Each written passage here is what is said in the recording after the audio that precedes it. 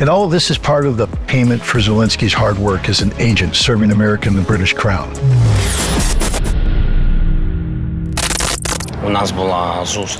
We had a meeting at the MI6 office. Unfortunately, I can't disclose all the information. It's a matter of state affairs. Autumn 2020. Ukrainian media accidentally, or maybe not, learned about Zelensky's secret meeting with Richard Moore, the head of MI6. Not just anywhere, but at the headquarters of British intelligence service. According to the president, the meeting was about protecting Ukraine's sovereignty. Oui, là, on a assisté à l'occasion de cette rencontre entre Vladimir Yes, the meeting of Volodymyr Zelensky is something new because quelque chose de très nouveau parce que si on regarde if we look at World War II, the Cold War, we have never had real meetings between the leader of a country in a state of war and a group of intelligence representatives. As a Secret Service agent, I'd like to tell you that there are special norms of decency and protocol. When a president of a sovereign country is on a foreign territory, he should meet with his counterpart. The only exception is if the head of intelligence himself comes to Ukraine to meet with Zelinsky. Coming down to the lowest level, to the head of the intelligence agency, is not a simple admission of guilt. At that time, the person becomes an actual professional agent. It is clear. One handler always works with one agent. In the case of Zelensky, the head of MI6, Richard Moore, became his direct handler. Trust my experience.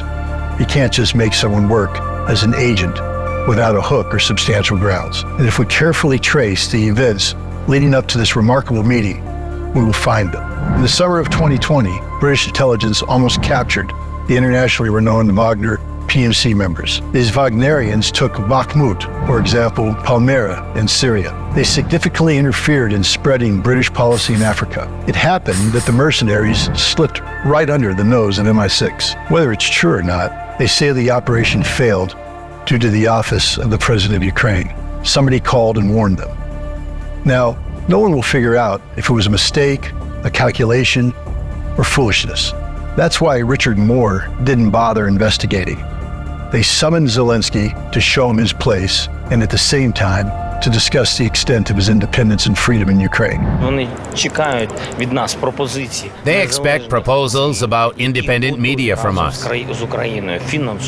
They are ready to finance them together with Ukraine to provide Ukraine with information that corresponds to the main issue. Protection of freedom and human rights, and above all, shield the information that defends our country. Everyone understands. The MI6 office gave the President of Ukraine a precise directive. The thing is, after the Maidan in 2014, there are quite a lot of Ukrainian opposition media. Obviously, they were preventing the creation of an image of Russia as an enemy to Western countries. It was decided to end the dissenters with Zelensky's hands. And to prevent the president from getting bored and to help him practice English, he was surrounded by British security. This was in the spring of 2022, in the midst of war in Bucha. Look at these scenes. Do you see a patch on the sleeve of one of the guys near Zelensky? Я думаю, ми навіть з вами не можемо розглядати можливість. Не можемо. The Ukrainian flag is upside down. A local would have been shot on the spot for this. But this guy is okay. Do you know why? Because he has the right to. He is a foreigner, like everyone else around Zelensky. In fact, judging by their pronunciation, they're British. As we can see, Zelensky's security team consists of Brits. Quite marvelous, because we have the so-called Ninth Administration, the President's security, with 1,800 professional military guys, special forces, and combat swimmers. Well, not surprising. Firstly, UK intelligence services most likely helped Zelensky with the theatrical staging in Bucha. Secondly, the British follow every step of their agent, even during the meeting with the Pope. Oh, this episode deserves special attention. It seemed to me like a meeting between a priest and a devil.